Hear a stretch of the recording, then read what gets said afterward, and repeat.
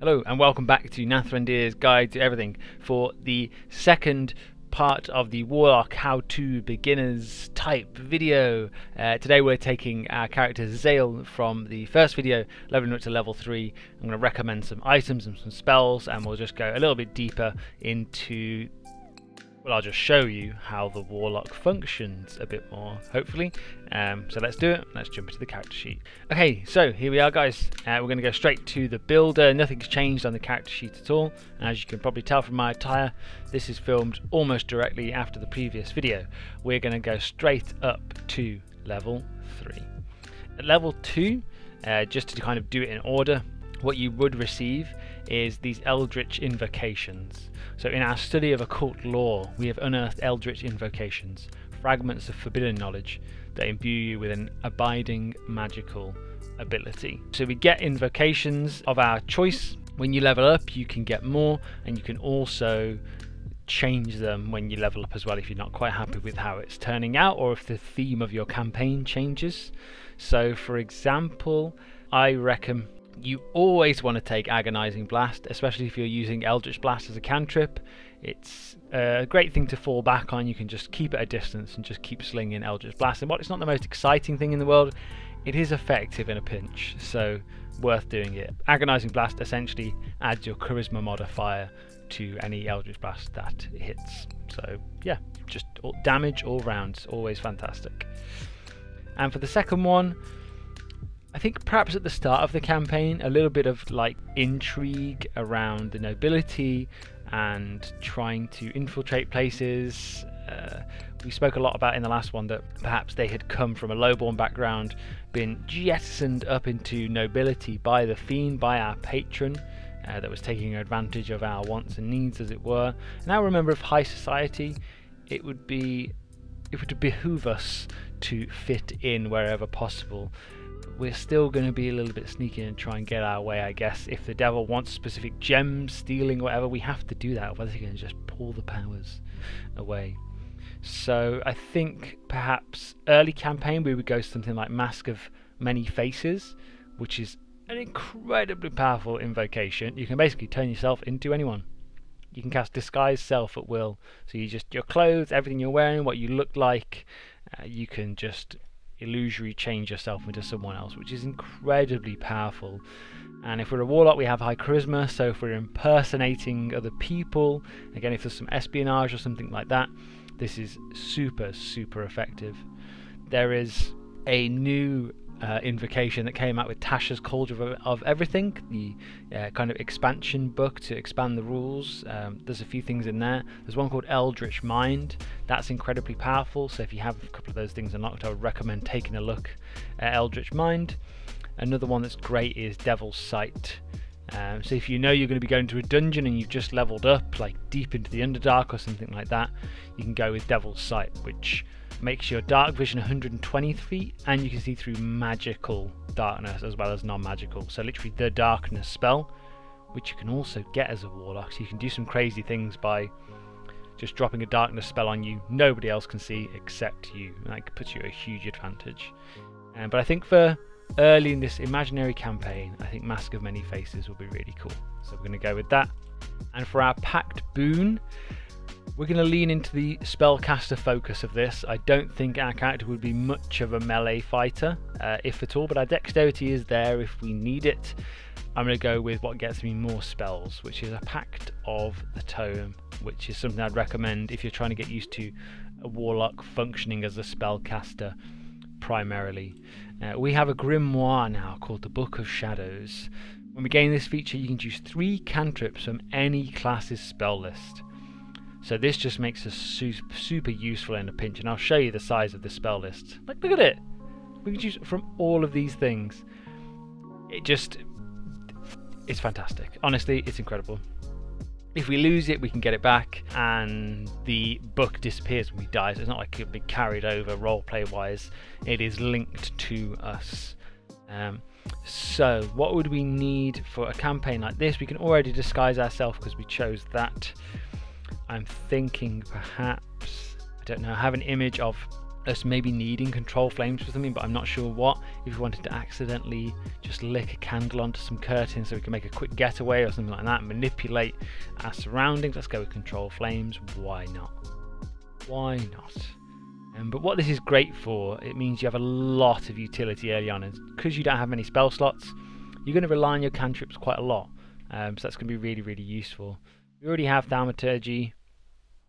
We could go for a slightly different damage type, so we've got an option outside Eldritch Blast. We could go for Ray of Frost. Let's go with that. And we've already got Mage Hand. Message would be cool in a pinch. I think we go Message as well. Yeah. Oh no, Dancing Lights though. Yeah, Dancing Lights. So Ray of Frost is a Ray of Frost, fairly straightforward. Control Flames, that says Control Flames. And Dancing Lights is 4 little orbs kind of boom, boom, boom, around us, and you can kind of send them out. And now we have Dark Vision, but I just think that it's quite flavoursome. Rather than use a candle or something like that, we just light a candle on the end of our finger, and we have Dancing Lights there as well. And you're going to have an adventuring party. Not everyone will have Dark Vision, and if you do, great. You can change this to anything you like. I'm going with that for now though. That's fantastic. Our abilities haven't changed by the time we get to level 3. And I guess, you know what? Let's take a bonus level this week, guys. Let's take a bonus level. We'll go to level 4. An ability score improvement. I believe whenever you pick a class, your priority should always be, unless you have a particular feat in mind, your priority should always be to get your primary stat to 20, and then you can think about other things. So at the moment our charisma is at 17, so we're actually going to need 2 ability score improvements to get it all the way to 20.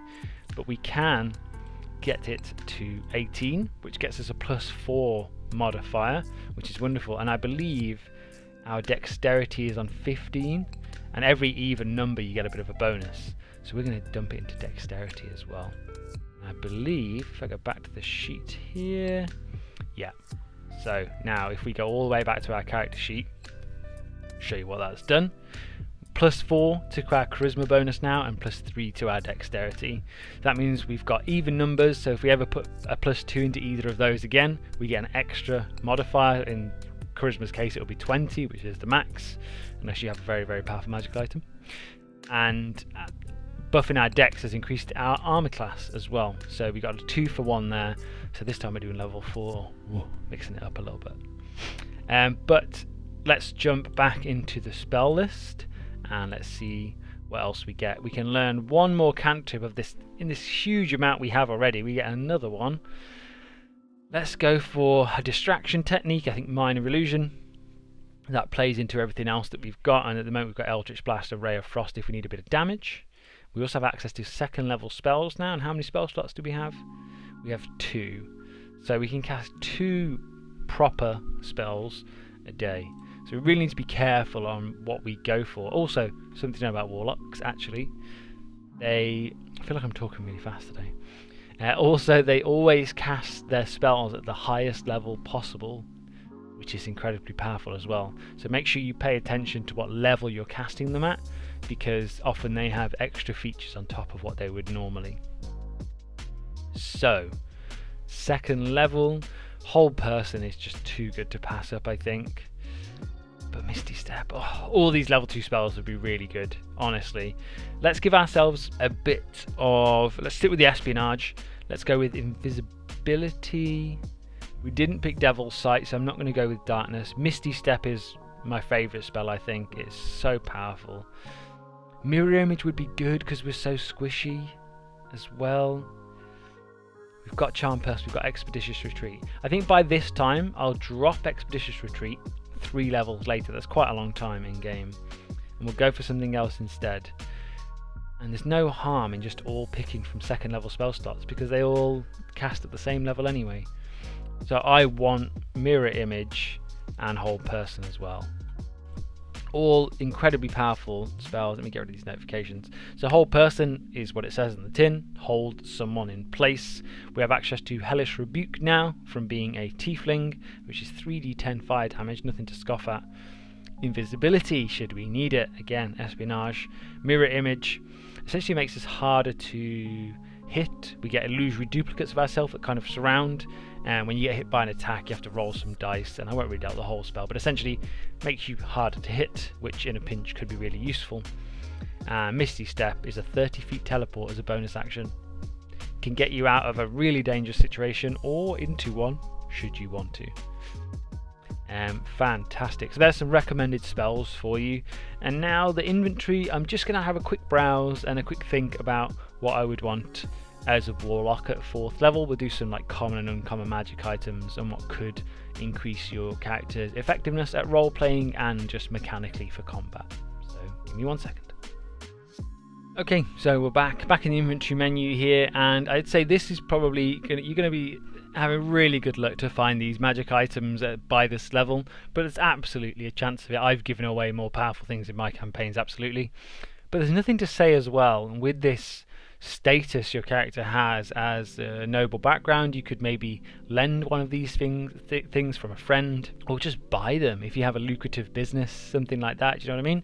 So not to be overlooked for an escape, a Broom of Flying, and I thought this would be great to see like a, I don't know, I just got it in my mind of just flying around the battlefield, firing Eldritch Blast off at things. You can keep your distance when you need it, and it's just a great getaway tool to keep your distance. And I just thought it would be really fun, basically. A Broom of Flying, and not to be overlooked either. You can fly, that's so powerful at early levels. You can carry up to 400 pounds, which is plenty, and has a movement speed of 50 feet, which unless you cast a spell, you're never going to get more than that. So it's just fantastic. There's no reason why you wouldn't want a Broom of Flying, so hunt one down. We also got a Stone of Good Luck. Also, Broom of Flying isn't attunable, so why wouldn't you? A Stone of Good Luck, which is just helpful all across the board, because if I turn this off, you see we get modifiers to our saving throws. It is attunable this time round, and all ability checks as well, so it just makes us more effective in roleplay scenarios and often with saves and things like that. So again, nothing to scoff at, and also an incredible item. And I thought we'd go as well Wander the War Mage, which I feel like we could have out the gate. You could argue with your DM to have out the gate a more powerful spellcasting focus to channel your spells. With all that cash you've made from your lucrative business, you should be able to afford a +1 magic item. This allows us to get a +1 bonus to spell and attack rolls, so that puts it as a massive +7 and a 14 save DC, as well as ignoring half cover when we make a spell attack. So for example, Eldritch Blast, now the creatures don't benefit from being kind of behind cover, which is really, really powerful as well. So I believe that just about covers everything, a little bit even shorter than the level 1 video because we didn't do much creating today, but I hope that gives you kind of a bit of guidance on how you're going to want to play a warlock. Keep your distance until you have to, get that Broom of Flying, fire some Eldritch Blasts off, and charm the heck out of people. It's almost bardic in its ability to charm. You can see our deception is at +7, persuasion +7 as well. It's just an incredibly powerful and really fun character. Warlock was the second character I ever played, and I played a character called Udir. You may recognize the name, it's like Norse mythology, and I had like my patron was like a tiger ghost spirit thing, and this is before I knew loads more about the D&D lore itself. This was just a fruit of my mind basically for a homebrew campaign that a friend had crafted, but it was really fun. I really enjoyed it. I'd absolutely play a warlock again. I don't know what patron though, probably not Fiend, probably something a little bit more niche, maybe one of the new undead ones. They seem really cool. Go proper scary with it, proper horror. But yeah, this has been Nathrandir's Guide to Everything. I'll stop rambling now. This is Zale, the Tiefling Warlock of the Fiend, level 4. I'll see you guys next time. Oh, and don't forget to leave a like and a comment with anything you want me to cover on the channel. Next up is probably going to be another Legend Forge video. So look out for that one. Thanks for watching, guys. See you next time.